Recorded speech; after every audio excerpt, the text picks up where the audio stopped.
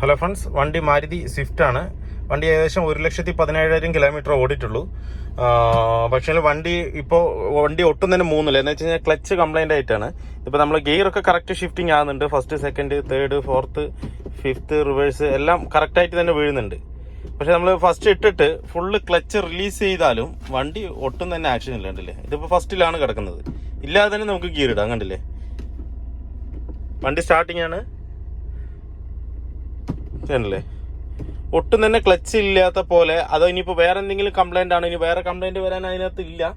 ഇനി മൊത്തമായി പൊട്ടിപ്പോയോ എന്നുള്ള കാര്യം ഒന്നും അറിയില്ല. ഇനി നമുക്ക് എന്തായാലും അഴിച്ചു നോക്കിയാലേ കറക്റ്റായിട്ട് പറയാൻ പറ്റുള്ളൂ. നമുക്ക് ടൈറ്റ് ഒക്കെ ആണെന്നുണ്ടെങ്കിൽ ഫിംഗർ ആണെന്ന് എനിക്ക് കൺഫേം പറയാൻ പറ്റും. പക്ഷേ ഇത് നമ്മൾ വണ്ടി സ്റ്റാർട്ടിങ്ങിൽ തന്നെ ഗിയർ ഇടാൻ കഴിയണം. എന്താ, എല്ലാ ഗിയറും ഇടാം. പക്ഷെ ഗിയർ ഷിഫ്റ്റിങ്ങിന് യാതൊരുവിധ ബുദ്ധിമുട്ടില്ല. അപ്പോൾ അത്രത്തോളം തേഞ്ഞിട്ടാണോ ഇനിയിപ്പോൾ ഉള്ളിൽ വേറെ എന്തെങ്കിലും പ്രശ്നം പറ്റിയിട്ടുണ്ടോ എന്നുള്ളത് നമുക്ക് അഴിച്ചാൽ തന്നെ അത് പറയാൻ പറ്റുള്ളൂ. എന്തായാലും ക്ലച്ച് ഇല്ലാത്ത പക്ഷമാണ് നമുക്കിങ്ങനെ ഡിസെൻഗേജ് ഇരിക്കുമ്പോഴാണ് നമുക്ക് ഫുള്ളായിട്ട് നമുക്ക് ഗിയർ ഇടാൻ കഴിയുന്നത്. ഇല്ലാത്ത പക്ഷം നമുക്ക് ഗിയർ ഒരിക്കലും ഇടാൻ പറ്റില്ല. അപ്പോൾ എന്താ പറ്റിയിരിക്കണമെന്നുള്ളത് നമുക്ക് ക്ലച്ച് അഴിച്ചാൽ മാത്രമേ നമുക്കത് എന്താണെന്നുള്ളത് കാര്യങ്ങൾ കറക്റ്റായിട്ട് നോക്കാൻ പറ്റുള്ളൂ.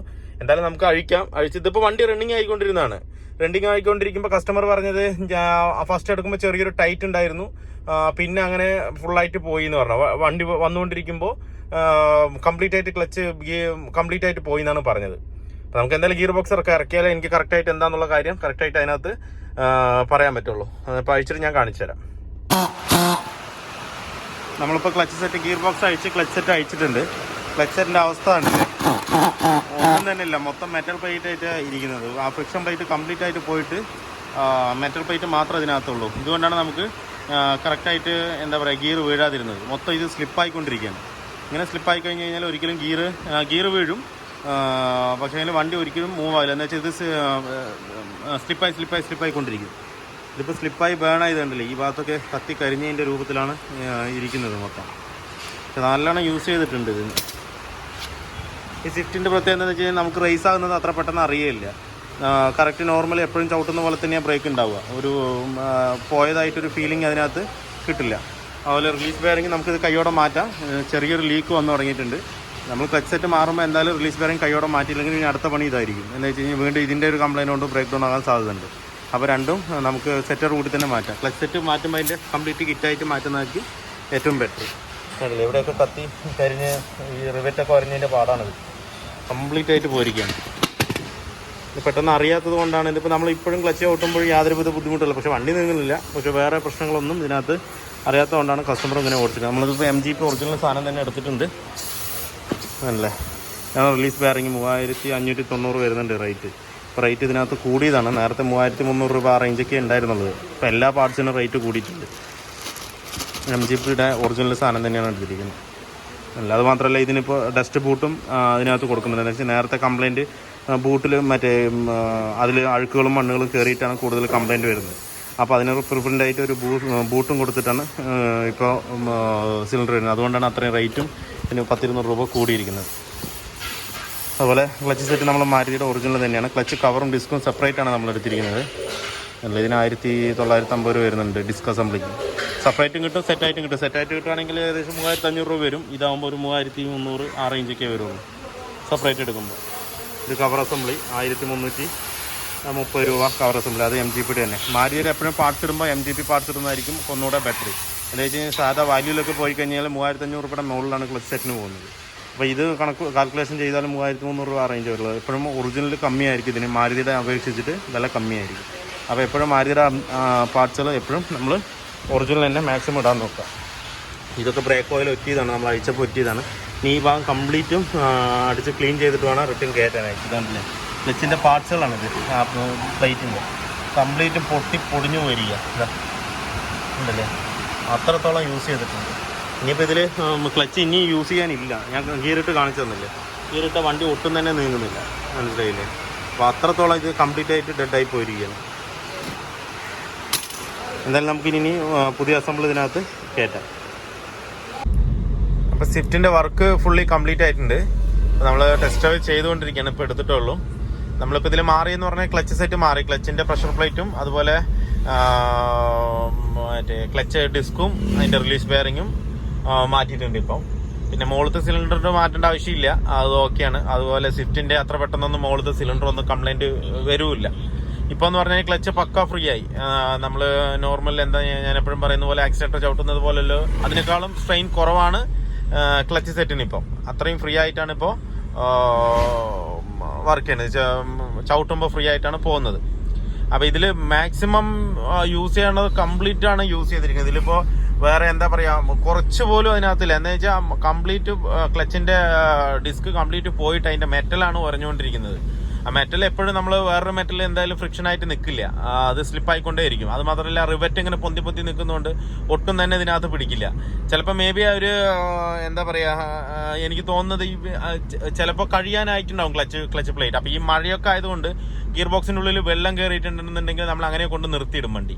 ആ നിർത്തിയിടുന്ന സമയത്ത് നമ്മൾ ഈ ബ്രേക്ക്, റിയറിലെ ബ്രേക്കൊക്കെ കയറി പിടിക്കുമല്ലോ. ഇത് ആസ്പെറ്റോസിന്റെ ഒരു മെറ്റീരിയലാണ് ഇതിനകത്ത് വരുന്നത്. ആസ്പെറ്റോസും അതുപോലെ നൈലോണിന്റെ ഒരു വയർ വരുന്ന മാതിരിയാണ് ഇതിനകത്ത് വരിക. അപ്പൊ എന്താവും, അപ്പൊ എന്ന് പറഞ്ഞു കഴിഞ്ഞാല് മറ്റേ നമ്മള് നോർമലില് വണ്ടി ഓടിച്ച് നല്ല മഴയൊക്കെ ആണെന്നുണ്ടെങ്കിൽ ചിലപ്പോൾ ഗിയർ ബോക്സിൽ കുറച്ചൊക്കെ വെള്ളം കയറാൻ സാധ്യതയുണ്ട്.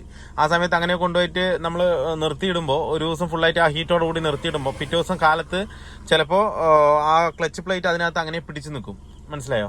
ആ പിടിച്ചു നിൽക്കുന്ന സമയത്ത് നമ്മൾ ക്ലച്ച് ചവിട്ടിയാലും അവിടെ ക്ലച്ച് റിലീസ് ആവില്ല. റിലീസ് ആവാത്ത സമയത്ത് നമുക്ക് ഗിയറും പോയില്ല. ആ കസ്റ്റമർ അങ്ങനെ ഒരു കംപ്ലൈന്റ് പറയുണ്ടായി നേരത്തെ. എന്ന് വെച്ച് കഴിഞ്ഞാൽ ഫസ്റ്റ് സ്റ്റാർട്ട് ചെയ്ത് വണ്ടി എടുക്കുമ്പോൾ ഗിയർ വീഴാൻ ഒരുപാട് പ്രയാസപ്പെട്ടു. അതിനുശേഷം ഗിയർ ഇട്ടിട്ട് വണ്ടി എടുക്കുമ്പോൾ ഒരു ചാട്ടമാണ് ചാടിയത്, പിന്നെയാണ് അങ്ങനെ പോയതെന്ന് അങ്ങനെയാണ് കസ്റ്റമർ പറഞ്ഞത്. എനിക്ക് അപ്പോൾ തോന്നുന്നതെന്ന് പറഞ്ഞു കഴിഞ്ഞാൽ എന്താണെന്ന് വെച്ചാൽ ഇത്രത്തോളം ചെയ്യുകയാണെങ്കിൽ എന്തായാലും കസ്റ്റമർക്ക് അറിയാൻ പറ്റും ഇത് വഴിയിൽ നിന്നാണ്, ഓടിക്കൊണ്ടിരിക്കുമ്പോൾ വഴിയിൽ നിന്നാണ്. അപ്പോൾ ഉണ്ടായ കംപ്ലൈന്റ് എന്ന് പറഞ്ഞു കഴിഞ്ഞാൽ ഈ ക്ലച്ച് അവര് നിർത്തിയിട്ടിട്ട് പോയപ്പം നേരെ ആ പ്രഷർ പ്ലേറ്റ് ഫ്ലൈ വീലിൽ കയറി പിടിച്ച് നിന്നിരിക്കുകയാണ്. നമ്മൾ ക്ലച്ച് ഡിസെൻഗേജ് ചെയ്താലും ഡിസെൻഗേജ് ആവില്ല, അവിടെ പിടിച്ച് നിൽക്കുന്നത് കൊണ്ട്. ഗിയർ വീഴാനും ടൈറ്റാണ്. എങ്ങനെ ഗിയർ ഇട്ട് സ്റ്റാർട്ട് ചെയ്ത് ചാടിച്ച് കൊണ്ടുപോയി.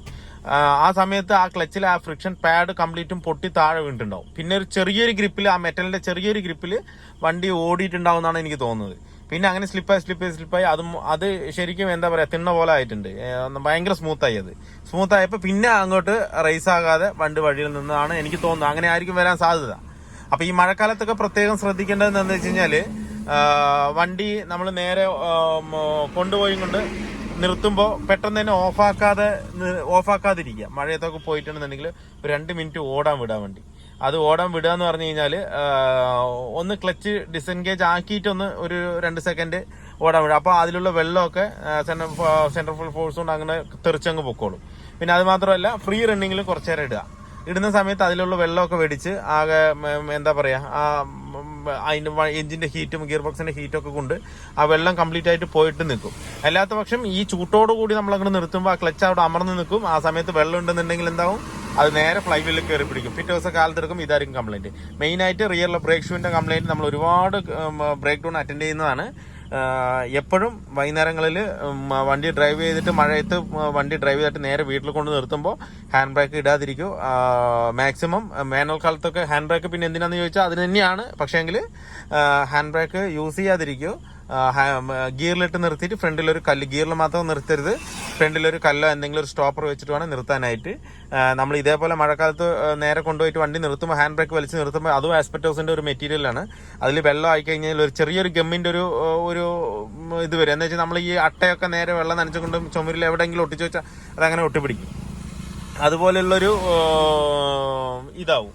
അപ്പോൾ നേരെ വെള്ളം നേരെ ചൂട്ടോടെ കൊണ്ട് നിർത്തുമ്പോൾ നമ്മൾ ഹാൻഡ് ബ്രേക്ക് വലിച്ചേക്കുമ്പോൾ ആ ഡ്രമ്മിൽ കയറി നേരെ പിടിക്കുന്ന സമയത്ത്, അത് തണുക്കുന്ന സമയത്ത് ആ വെള്ളമൊക്കെ വടിയുമ്പോൾ അത് നേരെ ഡ്രമ്മിൽ ഒട്ടിപ്പിടിക്കും. 100% ഒട്ടിപ്പിടിക്കും. ഒട്ടിപ്പിടിച്ച് കഴിഞ്ഞ് കഴിഞ്ഞാൽ പിന്നെ നമ്മൾ പിറ്റേ ദിവസം കാലത്ത് എടുക്കുമ്പോൾ വണ്ടി നീങ്ങും. ബാക്കിൽ വീല് നിരങ്ങി അങ്ങ് വരും. ബാക്കിൽ കെട്ടി വലിച്ച് വരുന്ന പോലെ നിരങ്ങി അങ്ങ് വരും. മനസ്സിലായില്ലേ? ആ സമയത്ത് നമുക്ക് തന്നെ ചെയ്യാവുന്നുള്ളൂ. നേരെ ഒരു മരത്തിന്റെ കഷ്ണം അല്ലെങ്കിൽ മരത്തിന്റെ കട്ട എന്തെങ്കിലും എടുത്തിട്ട് റിയർ ഡ്രമ്മിൽ 4 കൊട്ടി കഴിഞ്ഞ് കഴിഞ്ഞാൽ അത് പുറത്ത് ചാടിപ്പോയി. മനസ്സിലായില്ലേ? അപ്പൊ നമ്മുടെ വിഷയം ഇതല്ല, എന്നാലും ഞാൻ പറഞ്ഞു തരാണ്. മഴക്കാലത്ത് ശ്രദ്ധിക്കേണ്ട കാര്യം ഇതാണ്. അപ്പൊ നമ്മുടെ ഇതിന്റെ ക്ലച്ചിന്റെ വർക്ക് ഫുള്ളി കംപ്ലീറ്റ് ആയിട്ട് ഇപ്പൊ ക്ലച്ച് നല്ല സ്മൂത്ത് ആണ്. റണ്ണിങ്ങിന് യാതൊരുവിധ കുഴപ്പമില്ല. അതുപോലെ പുള്ളിങ്ങും പക്ക പുള്ളിങ് ആയിട്ടുണ്ട്. നേരത്തെ പുള്ളിങ് കുറവായിരുന്നു, ഇപ്പോൾ പക്ക പുള്ളിങ് ആയിട്ടുണ്ട്. അപ്പൊ വീഡിയോ എല്ലാവർക്കും ഇഷ്ടമായാലും ലൈക്ക് ചെയ്യുക, ഷെയർ ചെയ്യുക, അതുപോലെ തന്നെ സബ്സ്ക്രൈബ് ചെയ്യുക. സബ്സ്ക്രൈബ് ചെയ്യാതെയാണ് വീഡിയോ കാണുന്നതെങ്കിൽ ഒന്ന് സബ്സ്ക്രൈബ് ചെയ്ത് സപ്പോർട്ട് ചെയ്യുക. അപ്പൊ മറ്റൊരു വീഡിയോയിലേക്ക് കാണുന്നവരെ എല്ലാവർക്കും ബൈ.